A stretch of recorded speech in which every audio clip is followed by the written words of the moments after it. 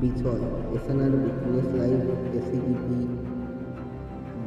District office beneficiary fund কি এর লাভ। ফান্ডটি প্রতি জেলার সরকারি অফিস স্টাফ এবং ফান্ড স্টাফ এবং অন্যান্য পাবলিক সংস্থার জন্য জেলা স্তরের সুবিধাগুলি তহবিলের জন্য নতুন তহবিল তৈরি করেছে। এই তহবিলকে এসিডিপি জেলা অফিস সুবিধাগুলি তহবিলের আয়ের উৎস হল সংস্থাগুলি থেকে নেওয়া কমিশন। এই কমিশন দুই প্রকার, একটি হল এসিডিপি মেম্বারশিপ কমিশন এবং অন্যটি হল এসিডিপি মেম্বার্স আর্নিং কমিশন, এসিডিপি সদস্যতা কমিশন। এই ধরনের কমিশন একটি জেলা থেকে সংস্থাগুলির মোট এসিডিপি সদস্য তৈরি করতে আসবে। প্রতিটি এসিডিপি মেম্বারশিপ রেজিস্ট্রেশন আইডির জন্য এসিডিপি 50 টাকা দেওয়া হবে।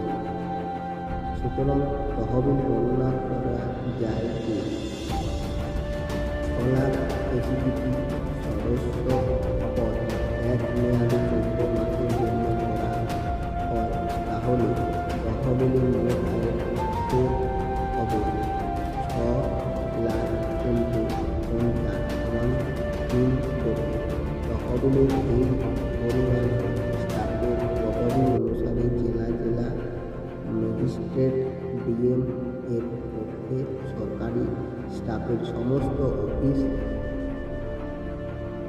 স্টাফ এবং ফান্ড স্টাফের জন্য ভাগ করা হবে। এইভাবে তহবিলটি প্রতি 14 মাস পর পর সরকারি কর্মচারী এবং ফান্ড কর্মীদের জন্য উপকারী হবে। এসিডিপি মেম্বার আর্নিং কমিশন। এই কমিশন হল এসিডিপি মেম্বারশিপ রেজিস্ট্রেশন 14 মাস পর আমদানি থেকে একজন এসিডিপি সদস্যের মোট উপার্জনের কমিশন। এই কমিশন প্রতি 14 মাস পর পর ফান্ড থেকে এসিডিপি সদস্যদের মোট আয়ের 1%। সুতরাং আমরা নিম্নরূপ তহবিল কমিশন গণনা করব। যদি একটি জেলায় 6 লাখ এসিডিপি সদস্য থাকে, তাহলে তহবিলের মোট নিম্নরূপ হবে 1% সমান 6,000। এই প্রতি 6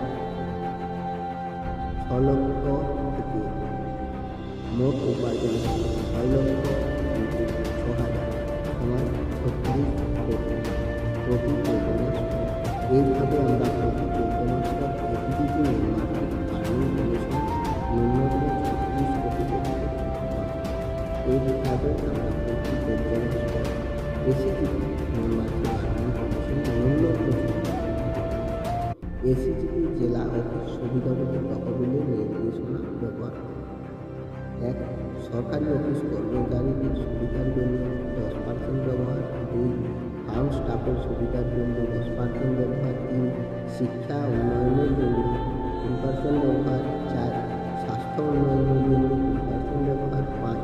কৃষি উন্নয়নের জন্য 3% ব্যবহার। 6. এসিডিপি সদস্যের সুবিধার জন্য 10% ব্যবহার। 7. জেলা পাবলিক সংস্থার জন্য 10% ব্যবহার। ধন্যবাদ। এসএনআর